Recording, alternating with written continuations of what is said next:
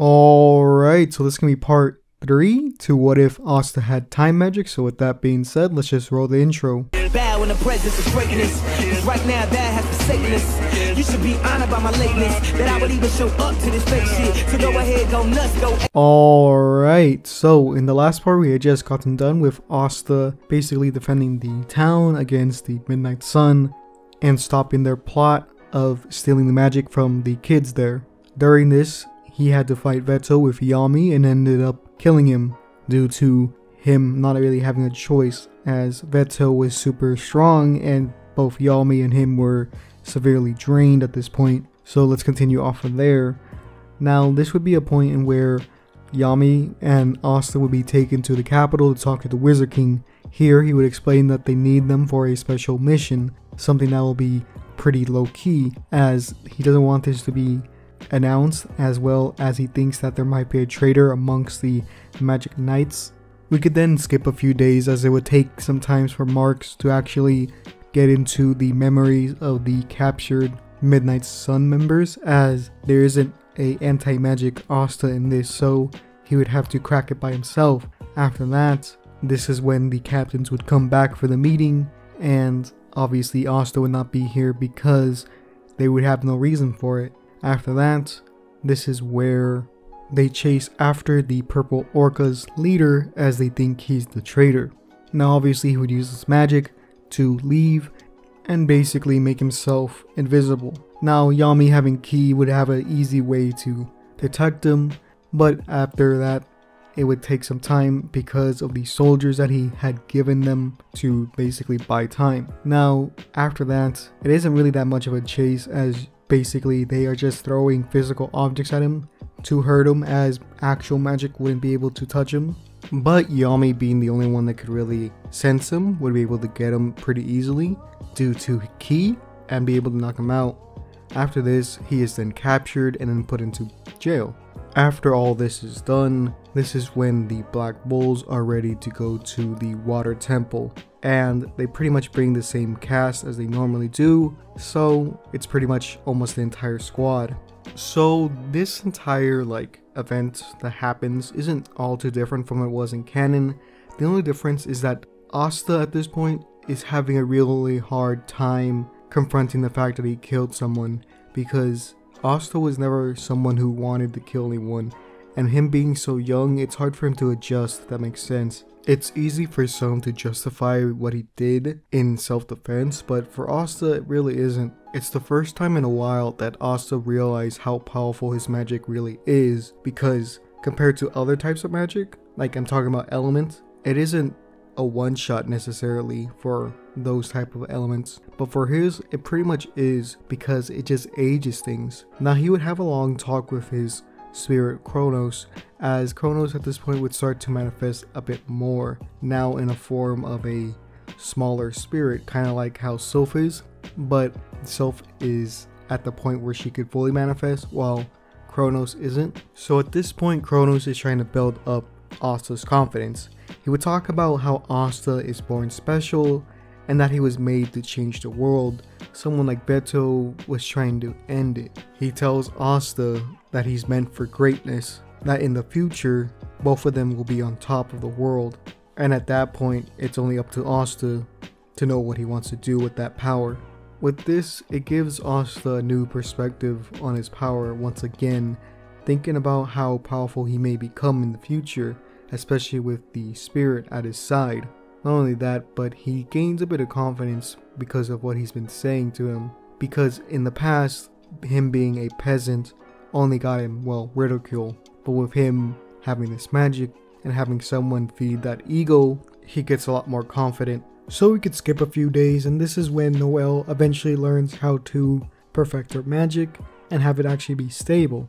Obviously she would meet characters like Kahano that would help her in basically visualizing a way to stabilize her magic by making her more relaxed when casting her spells. With this, the Black Bulls are ready to go to the Water Temple. So the next day, that's exactly what they do. Noelle activates her spell and they all go within the dome.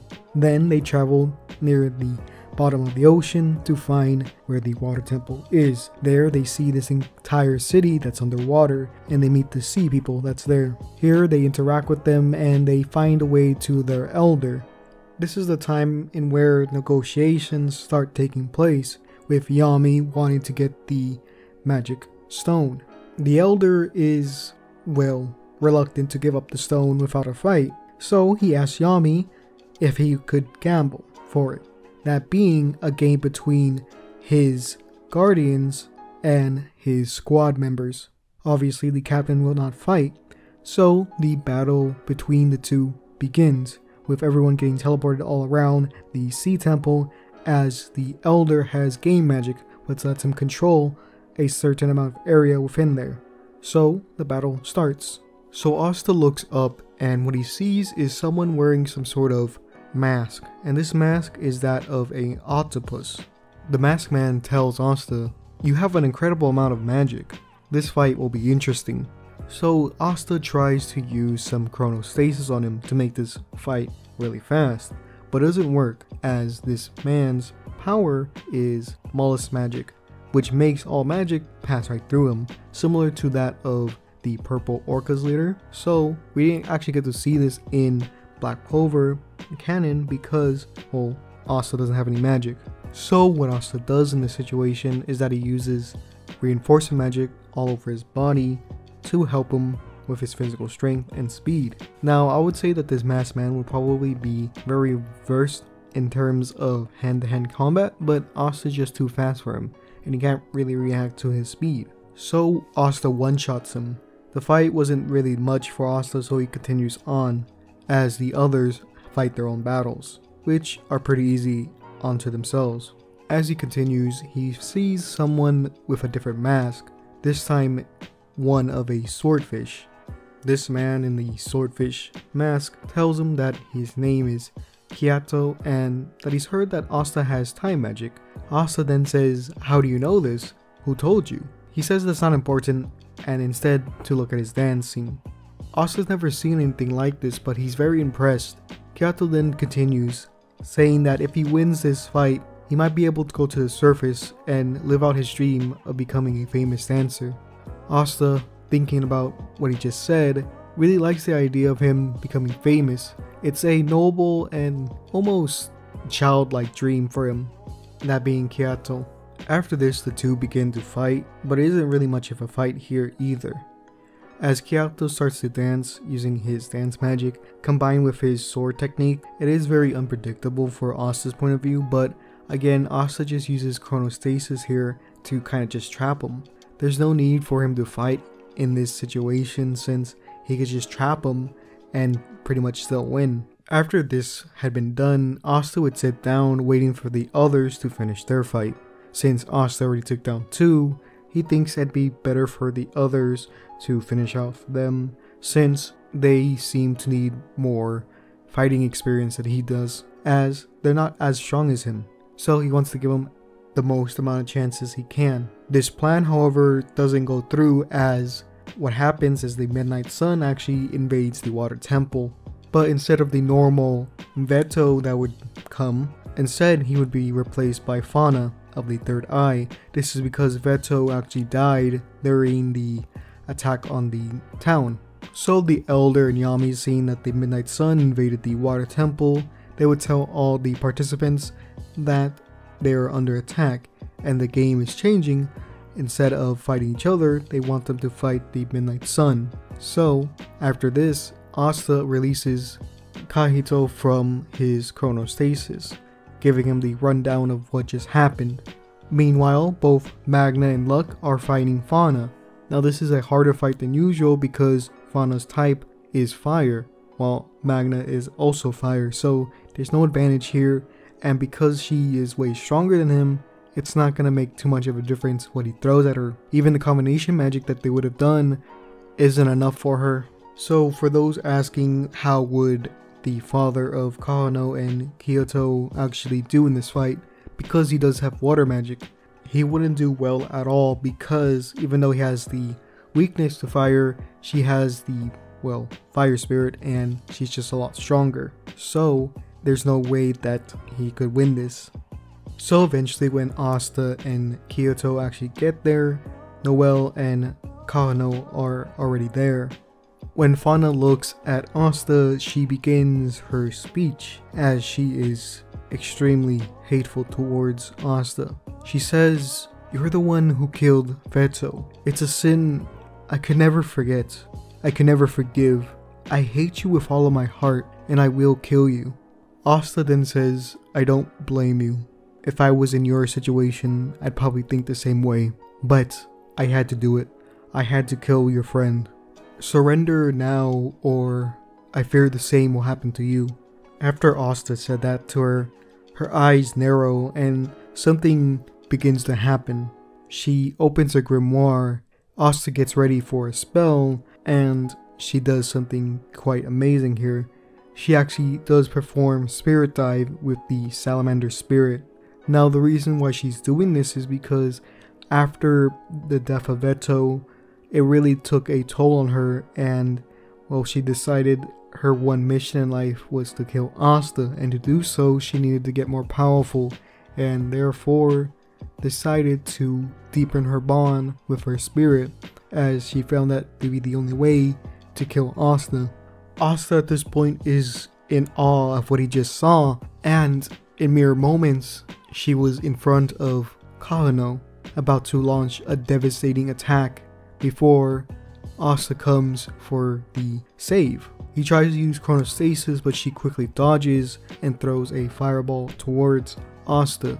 Now Asta tries to use Chronostasis, but he misses and it goes past him, almost hitting Kyoto. So Asta decides to end the fight quickly and use a Ray of Decay on her, but it doesn't work. Her flames are unending. Her flames are protecting her from the aging process as they don't go out normally.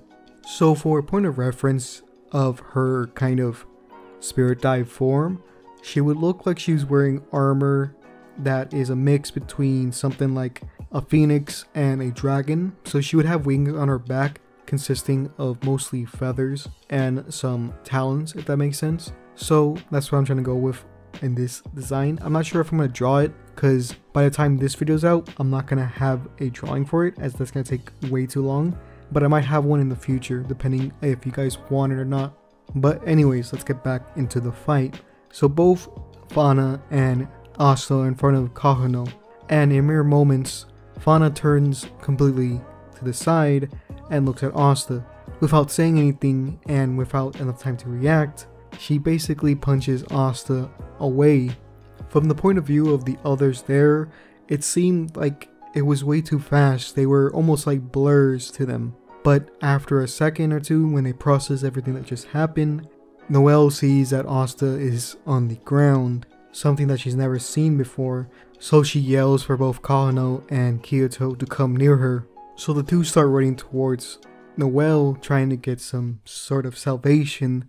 This is when Fauna, out of no reason to really, decides to cut off Kyoto's leg, hearing that he had some sort of dance magic, and her being filled with rage at this point, does so with joy.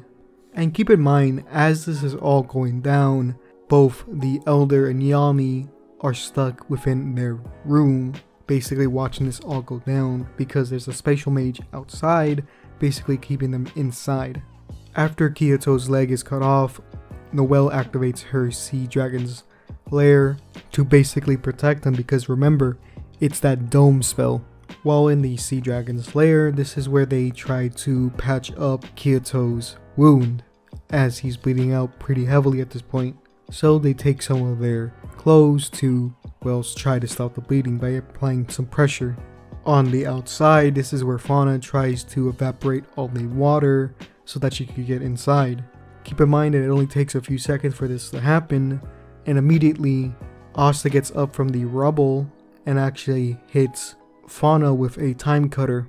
She blocks it with both of her arms in a kind of X formation, and although time cutter isn't sharp, it still has Asta's physical strength behind it, so this actually creates a little bit of a crater into the ground as she kind of slides backwards.